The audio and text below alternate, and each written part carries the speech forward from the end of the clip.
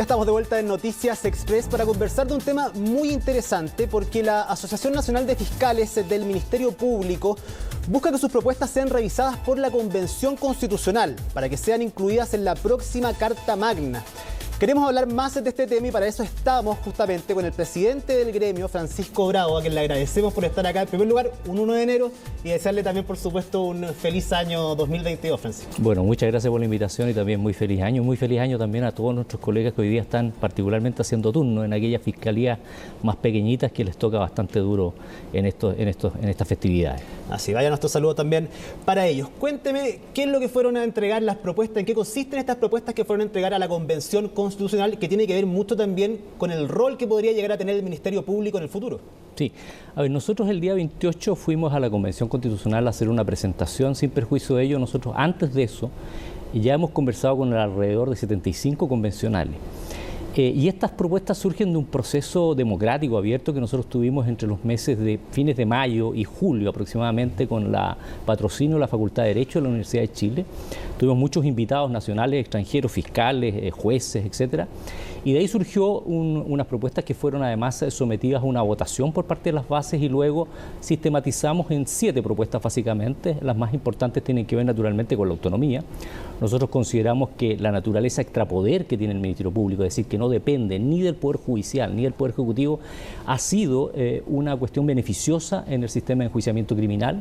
Creemos que hay que reforzar la autonomía en términos, por ejemplo, de establecer la autonomía financiera, lo que existe en otros países.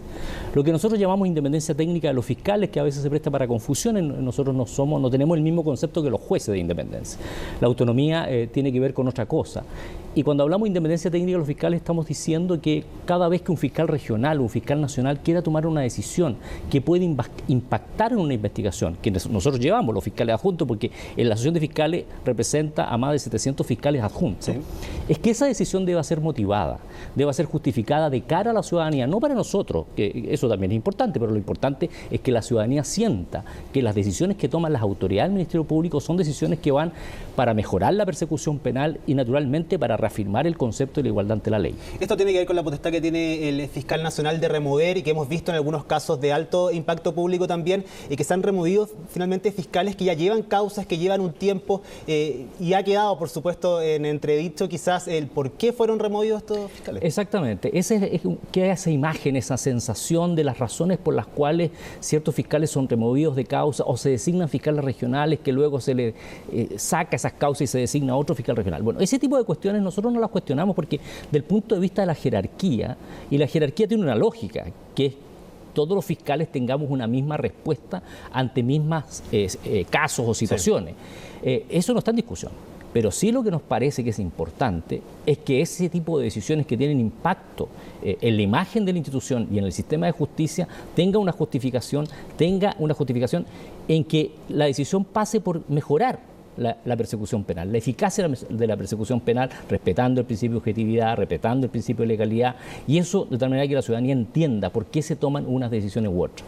Oiga, y también dentro de estas propuestas está el cómo se designe o cómo finalmente se elija al fiscal nacional. Sí, nosotros ahí planteamos básicamente 2 ideas fundamentales. Una tiene que ver con que hasta hoy participa el Poder Judicial en la designación del Ministerio Público. Y un elemento fundamental en el sistema de enjuiciamiento criminal fue separar claramente la función investigativa de la función de jurisdicción que realizan los jueces. Y por lo tanto hubo una separación funcional y orgánica. Y a partir de eso entonces nosotros decimos que el Poder Judicial no debería intervenir en la designación del fiscal nacional a través de la Corte Suprema, como es hoy, o a través de las Cortes de Apelaciones, como es en el caso de los fiscales regionales. ¿Qué proponemos alternativamente a eso? Que se genere un consejo técnico, un comité técnico al interior del Ministerio Público de evaluación de antecedentes, cuya integración será definida por el constituyente o será definida por la ley. De tal manera que los postulantes a fiscal nacional y a fiscal regional, que para nosotros es muy importante que hayan tenido o tengan experiencia operativa, es decir, que hayan sido fiscales adjuntos, o en el caso de los fiscales regionales, que sean fiscales adjuntos al menos con 10 años de trayectoria, esos candidatos pasen por este Consejo Técnico y luego, en el caso del fiscal nacional, pasen por los órganos deliberativos políticos, democráticos, Cámara de Representantes, no sabemos si habrá un órgano unicameral o bicameral, eso no lo sabemos, y en el caso de los fiscales regionales, esos nombres pasen al Consejo General de Fiscales Regionales, que hoy existe, ¿Sí? pero que tenga hoy día más poder en este sentido, que forme una cuaterna paritaria, 2 hombres, 2 mujeres, y luego el fiscal nacional defina quién será el próximo fiscal regional, pero ahí también hay un añadido, Ivo, que solo dure 4 años, no 8 como hasta hoy día. ¿Y por qué 4 años?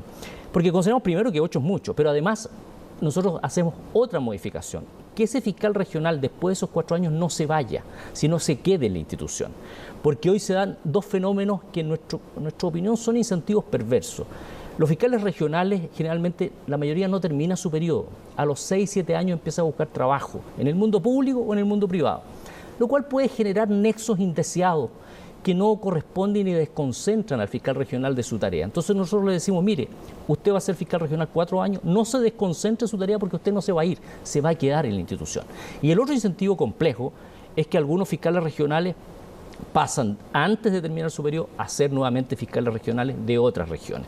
Entonces, eso es lo que se llama el fenómeno de las sillas musicales. Que van cambiando. Exactamente. Entonces, ¿cómo terminamos con eso? Creemos que esto es una buena alternativa.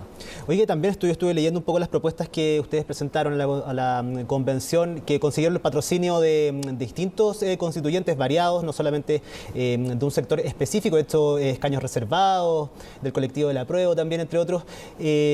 ¿También se busca el perfeccionamiento de la carrera de los fiscales también?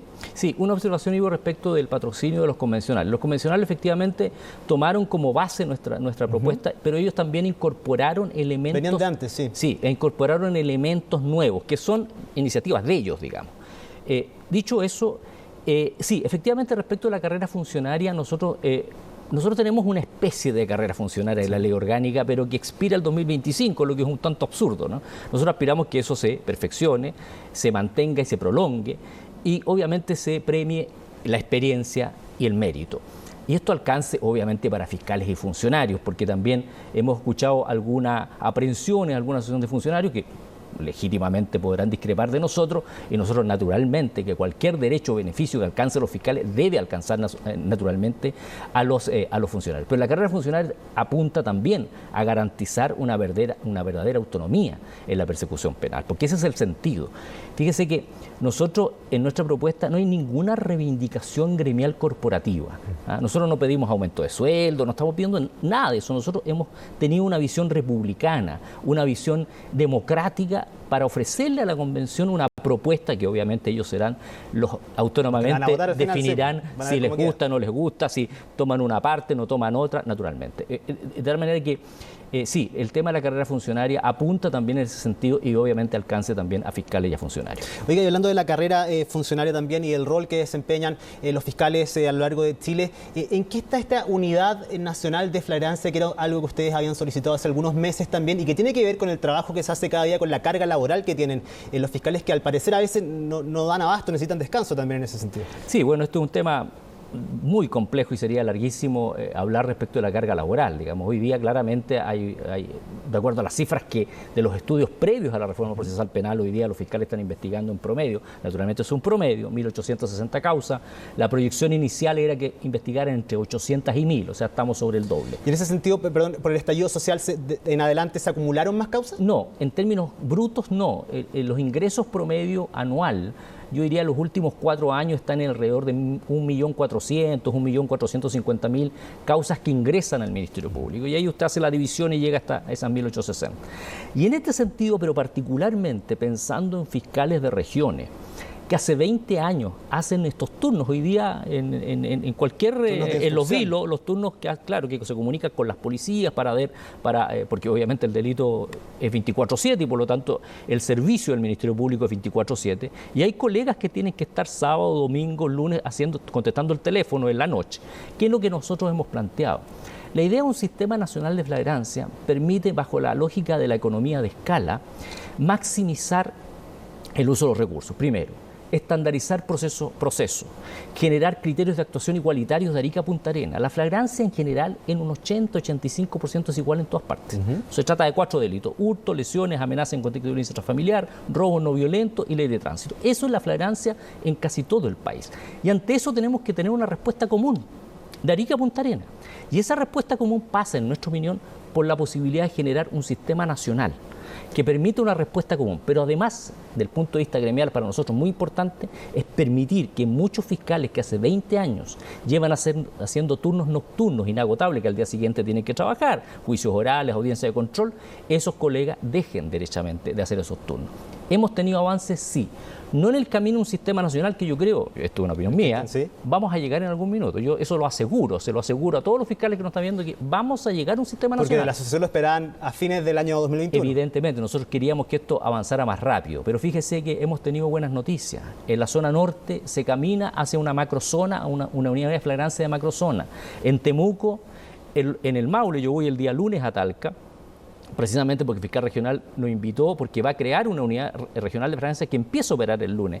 Creemos que eso es una buena noticia y es un buen ejemplo para las otras fiscalías regionales que se encuentran un tanto rezagadas y que nosotros esperemos que se pongan al día, porque también esto tiene que ver con una cuestión de modernización. Y no es posible que los fiscales sigan haciendo el turno de la misma manera que hace 20 años, eso es completamente ineficiente. ¿Qué respuesta han recibido desde la Fiscalía Nacional por este tema en particular de crear una unidad a nivel nacional? Mire, en general yo creo que ellos desde el punto de vista conceptual están de acuerdo y creo que ningún fiscal regional está en desacuerdo con esto. El problema está en que muchos dicen, sí, pero esto es un problema de votación. Primer argumento. Yo diría, al contrario, si usted crea un sistema nacional de flagrancia por el fenómeno de la economía de escala, va a ahorrar recursos. Después lo segundo, no, es que nosotros tenemos una situación particular, no sé, en Valdivia, en Osorno, a lo mejor en el Abigeato. Pero si yo reviso los números y voy al dato duro, el 85% de los casos es exactamente lo mismo. El comportamiento de la flagrancia es el mismo de Arica a Punta Arenas. Por lo tanto, el margen de la localidad, de la particularidad regional es muy escasa. Frente a eso, naturalmente, habrán criterios regionales de actuación, no hay problema. Pero nosotros creemos que es posible esto. Y yo estoy absolutamente seguro que en 1 o 2 años más vamos a estar hoy día hablando de un sistema nacional de flagrancia. Oye, y para terminar, ¿hay falta de voluntad política quizás para haber logrado un acuerdo más expedito, no vaya siendo región por región, o no?